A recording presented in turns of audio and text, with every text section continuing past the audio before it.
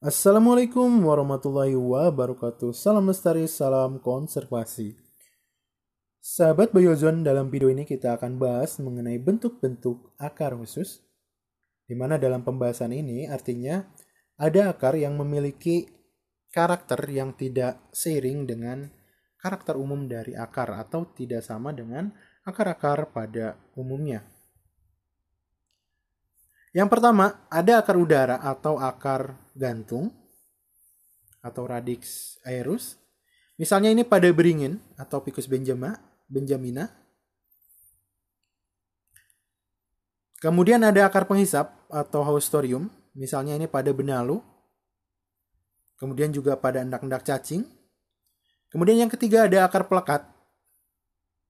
Contohnya ini pada akar sirih dan juga akar lada.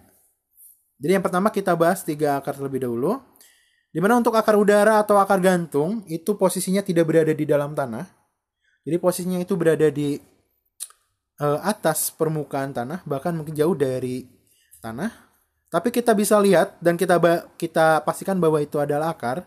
Itu dari sifat pertumbuhannya, di mana untuk akar gantung itu walaupun berada di cabang, itu tumbuhnya akan ke bawah, akan menuju ke pusat bumi. Berbeda kalau akar gantung itu ternyata adalah batang, maka pertumbuhannya itu akan menuju ke arah sinar matahari.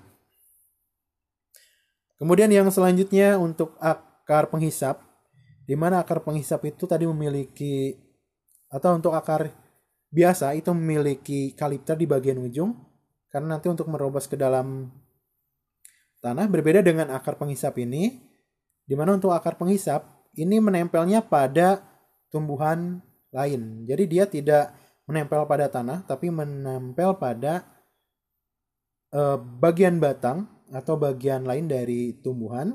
Kemudian akarnya ini akan melakukan pengeboran masuk ke jaringan dalam dari tumbuhan inang dan akan mendapatkan nutrisinya ini dari tumbuhan inangnya. Kemudian yang ketiga ada akar pelekat. Untuk akar pelekat ini biasanya dimiliki oleh sirih, kemudian juga lada, di mana untuk akar ini muncul sebagai akar-akar liar, digunakan untuk menempel pada media, baik itu media hidup maupun media tak hidup. Nah, di gambar contohnya itu ada pada batang tumbuhan, dan fungsi dari akar ini hanya untuk sebagai pelekat saja, berbeda dengan akar penghisap. Kalau akar penghisap itu untuk mengambil nutrisi dari tanaman inang, sedangkan untuk akar pelekat itu hanya untuk menempel, sedangkan dia mendapatkan nutrisi langsung dari tanah melalui akar utamanya.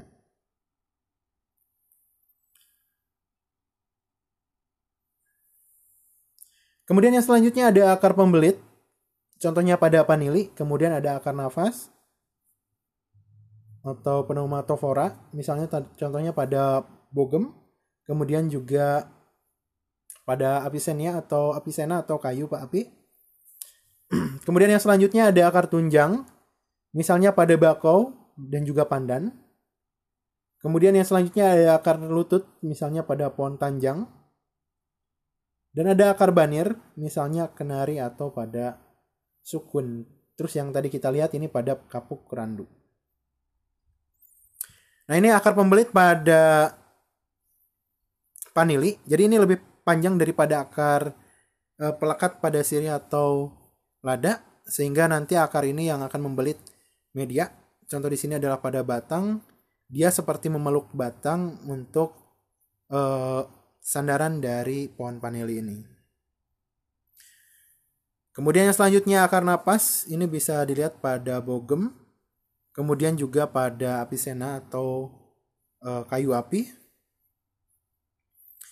di mana bisa kita lihat di bagian permukaan tumbuhan ini tumbuh, itu terdapat banyak batang kecil yang berada di sekitaran tumbuhan ini berdiri. Ini dikarenakan untuk sistem aerasi yang terjadi di bakau itu sangat jelek atau kekurangan oksigen yang berada di dalam tanah, karena terkadang terjadi pasang surut yang mengakibatkan terjadinya perubahan salinitas, sehingga di sini untuk aerasi ini mengalami kekurangan, dan untuk mencukupi kebutuhan oksigen, maka akar-akar yang berada di dalam tanah itu kemudian menangkap oksigen yang bebas di udara. Makanya disebut sebagai akar nafas. Kemudian yang selanjutnya akar tunjang. Akar tunjang ini juga tadi merupakan salah satu akar yang bisa kita jumpai pada tanaman yang hidup di pantai ataupun di bakau atau di mangrove, di mana biasanya untuk melindungi batang dari kemungkinan salinitas yang tinggi, maka akarnya ini yang kemudian muncul ke atas tanah atau muncul ke atas permukaan tanah untuk menopang batang agar tidak langsung bersentuhan dengan tanah atau rawa yang tempat dia tumbuh. Kemudian yang selanjutnya untuk akar lutut, ini juga akar yang biasa hidup di pantai atau di mangrove.